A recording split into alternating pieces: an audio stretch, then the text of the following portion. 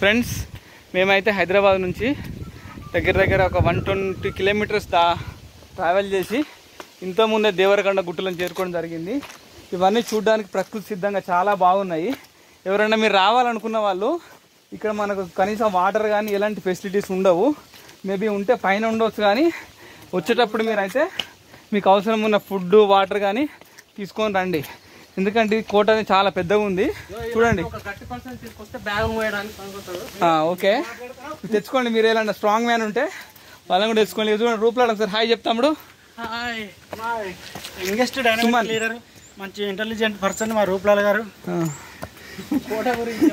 మెట్ల మీద చూడొచ్చు మీరు, పెద్ద పెద్ద బండలు.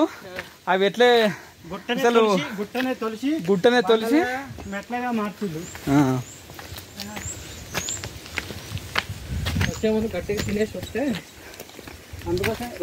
అందుకే మేమైతే ఒక 2-3 వాటర్ బాటిళ్ళు, ఒక అరటిపండ్లు తీసుకొని వచ్చినాం మేము. అది కూడా ఎక్కడానికి మాకు చాలా ఇబ్బందిగా ఉంది.